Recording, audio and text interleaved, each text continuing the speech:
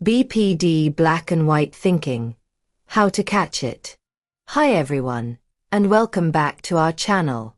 We're grateful to have you here with us for another video. If you find this content helpful, please tap the like button and consider subscribing. Your support means a lot and helps us reach more people. Black and white thinking is one of the most challenging aspects of borderline personality disorder. And if you're watching this video, chances are you've either experienced it yourself or you're trying to understand someone who does. This cognitive pattern, also known as splitting or all-or-nothing thinking, can feel like you're living in a world where everything exists in extremes. There's no middle ground, no gray area, just pure black or pure white. When you're caught in black and white thinking, a person is either completely good or completely bad. A situation is either perfect or a total disaster. You're either successful or a complete failure. This isn't just being dramatic or overreacting. For people with BPD, this is how the brain genuinely processes information during emotional episodes. It's a protective mechanism that developed to help you navigate complex emotional situations, but it often creates more problems than it solves. The first thing you need to understand is that black and white thinking doesn't happen in isolation. It's typically triggered by emotional activation. When you're feeling overwhelmed, abandoned, rejected, or invalidated, your brain switches into this simplified processing mode. It's like your emotional thermostat gets stuck on maximum heat, and suddenly everything becomes urgent and absolute. Let me give you a real example. You text your friend, and they don't respond within an hour. In black and white thinking, this doesn't just mean they're busy. It means they hate you, they never cared about you, the friendship is over, and you're completely alone. There's no consideration for the hundreds of reasonable explanations for why someone might not immediately respond to a text message. Your brain jumps straight to the most extreme interpretation. This happens because when you're in emotional distress, your prefrontal cortex, the part of your brain responsible for logical thinking and emotional regulation, goes offline. The amygdala, your brain's alarm system, takes over completely. It's designed to make split-second decisions in life or death situations, so it doesn't have time for nuance or complexity. Everything becomes a threat or not a threat, good or bad, safe or dangerous. The tricky part about catching black and white thinking is that when you're in it, it feels completely logical and justified. Your emotions are so intense that they feel like facts. If you feel abandoned, then you must be abandoned. If you feel worthless, then you must be worthless. The intensity of the emotion becomes evidence for the accuracy of the thought. But here's what you need to know. Emotions are not facts. They're important information about your internal state, but they're not objective truth about external reality. Just because something feels true doesn't make it true. This is one of the hardest concepts to internalize when you have BPD because your emotions are so intense and consuming that they feel more real than anything else. So how do you start catching black and white thinking when it happens? The first step is developing emotional awareness. You need to start recognizing when your emotional intensity is ramping up. This usually happens before the black and white thinking kicks in. Pay attention to physical sensations in your body. Does your chest feel tight? Is your heart racing? Are your hands clenched? Do you feel hot or cold suddenly? These are early warning signs that your emotional system is getting activated. Once you notice the physical symptoms, pause and ask yourself what just happened. What triggered this emotional response? Was it something someone said? Something you remembered? A look someone gave you? The trigger might seem small or insignificant to others, but it doesn't matter. What matters is that it activated your emotional system, and now you're at risk for black and white thinking. The next step is to examine your thoughts. When you're emotionally activated, your thoughts often become very absolute and extreme. Look for words like always, never, everyone, no one, completely, totally, perfect or terrible. These are red flags for black and white thinking. If you catch yourself thinking things like, I always mess everything up, or no one will ever love me, or this is completely ruined, you're in black and white mode. But catching the thoughts is just the beginning. The real work is learning to challenge them. This doesn't mean dismissing your feelings or telling yourself you're being silly. Your emotions are valid, even if your interpretations aren't accurate. Instead, you're learning to question whether your thoughts match reality. Start by asking yourself, is this thought helpful? Is it accurate? What evidence do I have for this thought? What evidence do I have against it? What would I tell a friend who was having this same thought? What are some other possible explanations for what happened? Let's go back to the texting example. Your friend doesn't respond to your text, and you think, they hate me, the friendship is over. Instead of accepting this thought as fact, you challenge it. What evidence do you have that they hate you? Did they explicitly say they hate you? Have they been consistently cruel or rejecting? What evidence do you have against this thought? Do they usually respond to your texts? Have they been a good friend in the past? Have they been dealing with their own stress lately? What are other possible explanations? Maybe they're at work and can't check their phone. Maybe they saw the text but got distracted before responding. Maybe they're dealing with their own mental health struggles. Maybe their phone died. Maybe they're taking a break from social media. There are literally dozens of possible explanations that have nothing to do with how they feel about you. But here's where it gets complicated. Even when you can logically see that your black and white thinking isn't accurate, the emotions don't just disappear. You might intellectually understand that your friend probably doesn't hate you, but you still feel rejected and abandoned. This is normal. Emotions don't follow logic, and they don't change as quickly as thoughts do. This is where distress tolerance skills become crucial. You need to learn how to sit with uncomfortable emotions without acting on them or letting them drive your behavior. Just because you feel abandoned doesn't mean you need to send 20 more texts demanding a response. Just because you feel rejected doesn't mean you need to end the friendship preemptively to protect yourself from further hurt. One of the most effective techniques for managing black and white thinking is called the wise mind. In dialectical behavior therapy, we talk about 3 states of mind: emotion mind, rational mind, and wise mind. Emotion mind is when you're completely driven by your feelings. Rational mind is when you're completely disconnected from your emotions and operating purely on logic. Wise mind is the integration of both emotional wisdom and rational thinking. When you're in black and white thinking, you're usually in emotion mind. Everything feels urgent and absolute because your emotions are so intense. The goal isn't to switch into rational mind and dismiss your feelings. The goal is to find wise mind, where you can acknowledge your emotions while also considering other perspectives and possibilities. To access wise mind, try this exercise. Close your eyes and take several deep breaths. Imagine yourself in a calm, peaceful place. Now ask yourself, what does my wise mind know about this situation? What would I tell my best friend if they were in this exact situation?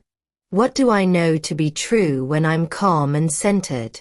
Your wise mind might say something like, I'm feeling really hurt and scared right now because my friend hasn't responded to my text. These feelings are understandable given my history of abandonment. But I also know that my friend has been consistently caring and reliable. There are many possible reasons they haven't responded that have nothing to do with how they feel about me. I can sit with these uncomfortable feelings without acting on them or letting them determine what's true about my relationship. Another powerful technique is called the 24-hour rule. When you catch yourself in black and white thinking, especially about relationships, commit to waiting 24 hours before taking any action.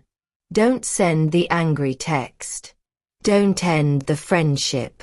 Don't quit your job. Don't break up with your partner.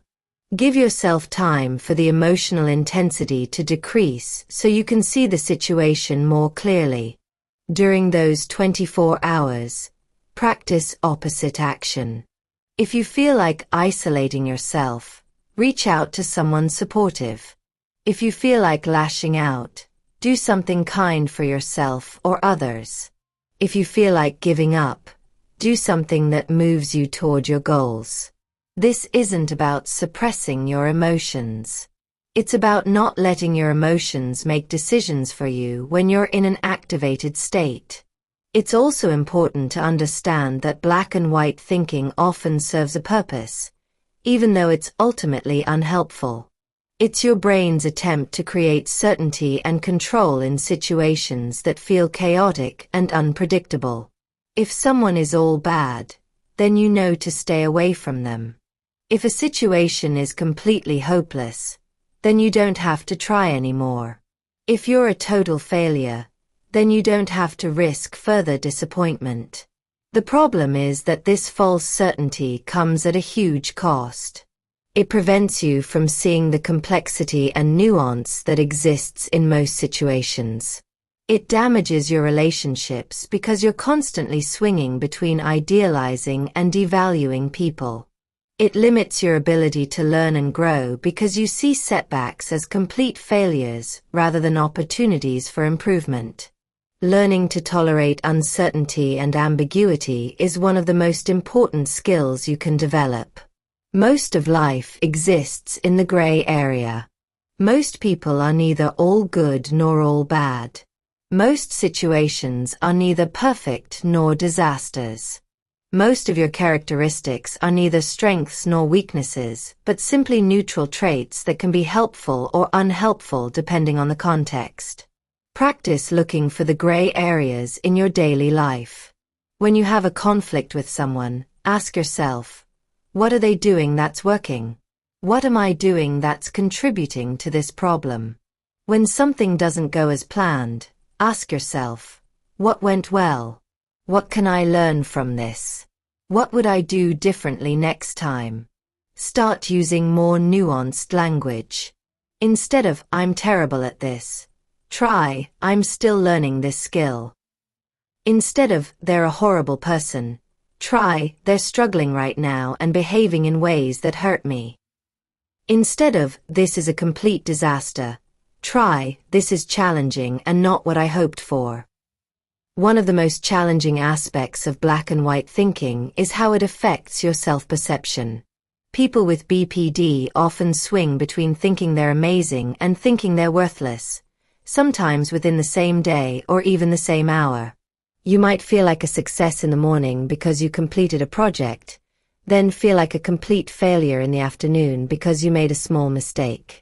This self-splitting is particularly painful because it means you never get to experience a stable, integrated sense of yourself. You're either the best or the worst, never just a regular human being with strengths and weaknesses, good days and bad days, successes and failures. To combat this, start keeping a daily log of 3 things. 1 thing you did well, 1 thing you struggled with, and 1 thing you learned. This helps you see that you can be proud of yourself and disappointed in yourself at the same time. You can have strengths and weaknesses simultaneously. You can make progress and still have areas to work on. Also, practice self-compassion when you notice black and white thinking about yourself. Instead of judging yourself for thinking in extremes, remind yourself that this is a symptom of BPD, not a character flaw. You're not choosing to think this way. Your brain developed this pattern as a survival mechanism, and now you're working to develop new, healthier patterns. Black and white thinking also significantly impacts how you interpret other people's behavior.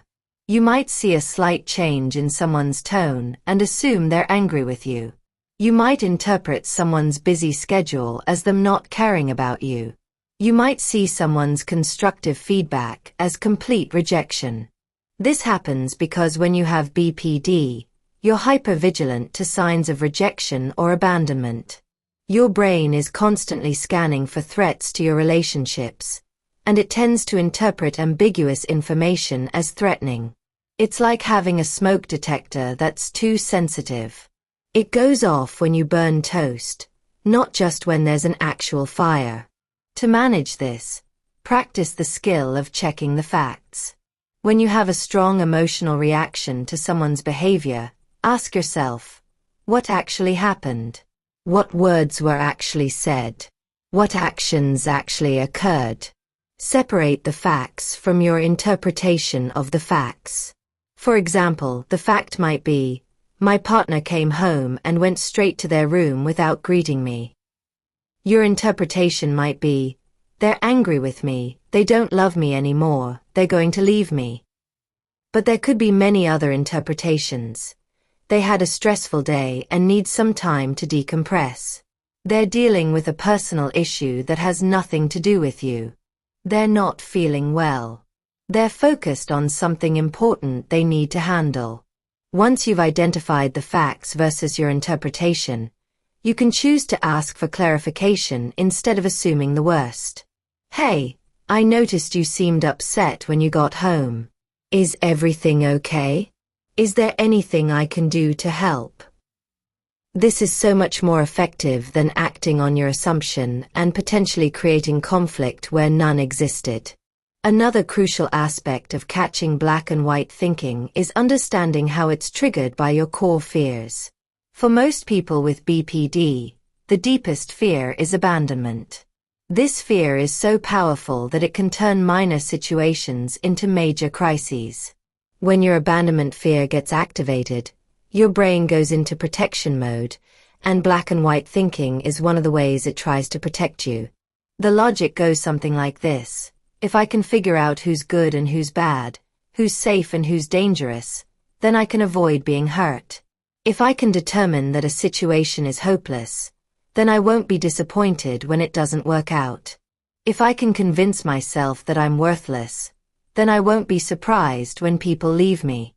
But this protective strategy backfires because it often creates the very outcomes you're trying to avoid. When you view someone as all bad because they disappointed you, you might push them away or treat them poorly, which could actually cause them to leave. When you view yourself as worthless, you might behave in ways that are self-sabotaging, which creates more evidence for your negative self-perception. Understanding this cycle is crucial for breaking it. When you notice black and white thinking starting, ask yourself, what am I afraid of right now? What am I trying to protect myself from? Often, addressing the underlying fear is more effective than just trying to change the thoughts.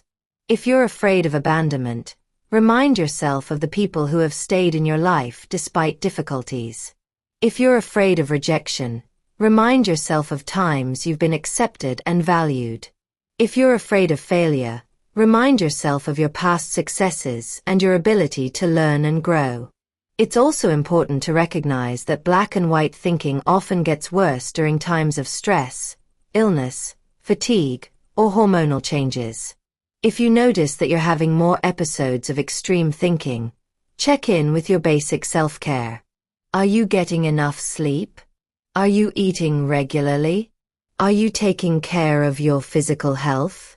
Sometimes addressing these basic needs can significantly reduce the frequency and intensity of black and white thinking episodes. Medication can also play a role in managing the emotional intensity that drives black and white thinking. While there's no specific medication for BPD, medications that help with mood stability, anxiety, or depression can reduce the emotional reactivity that triggers black and white thinking. If you're struggling significantly, it's worth discussing medication options with a psychiatrist who understands BPD. The relationship between black and white thinking and perfectionism is also worth exploring. Many people with BPD are perfectionists, which means they view anything less than perfect as complete failure. This creates an impossible standard that guarantees disappointment and reinforces black-and-white thinking patterns. Learning to embrace good enough is a radical act for someone with BPD. It means accepting that you can be proud of your efforts even when the outcome isn't perfect. It means recognizing that progress is more important than perfection. It means understanding that making mistakes doesn't make you a failure, it makes you human. Practice setting realistic expectations for yourself and others. Instead of expecting yourself to never make mistakes, expect yourself to learn from your mistakes. Instead of expecting others to never disappoint you, expect that all relationships involve some disappointment, and that's normal and manageable. One of the most powerful antidotes to black and white thinking is developing a practice of gratitude and appreciation for complexity. Start noticing the beauty in contradictions. A person can be kind and also have bad days. A job can be challenging and also rewarding. A relationship can be difficult and also meaningful. Keep a journal where you write about the gray areas you notice each day. Maybe you had a conversation with someone where you disagreed but still felt connected to them. Maybe you made a mistake at work but handled it professionally. Maybe you felt sad and grateful at the same time. These moments of complexity are evidence that life is richer and more nuanced than black and white thinking allows. Recovery from black and white thinking isn't about never having extreme thoughts again. It's about catching them more quickly, questioning them more effectively, and not letting them drive your behavior. It's about developing the ability to hold multiple perspectives simultaneously and to tolerate the discomfort of uncertainty. Remember that this is a skill that takes time and practice to develop. Be patient with yourself as you learn. Celebrate small victories, like catching a black and white thought before acting on it, or finding one piece of gray in a situation that felt completely black or white. These small moments of progress add up to significant change over time. The goal isn't to eliminate all emotional reactions or to never feel hurt, disappointed, or scared.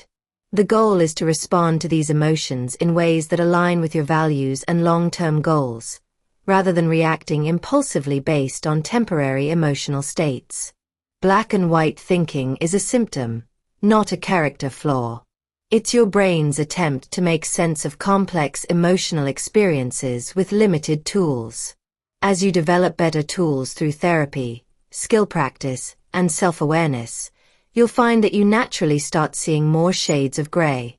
You'll be able to hold space for contradictions and complexity. You'll be able to love people despite their flaws and value yourself despite your imperfections. This work is challenging, but it's also incredibly liberating. When you're no longer trapped in the extremes of black and white thinking, you open up space for more authentic relationships, more realistic self-perception, and more effective problem-solving.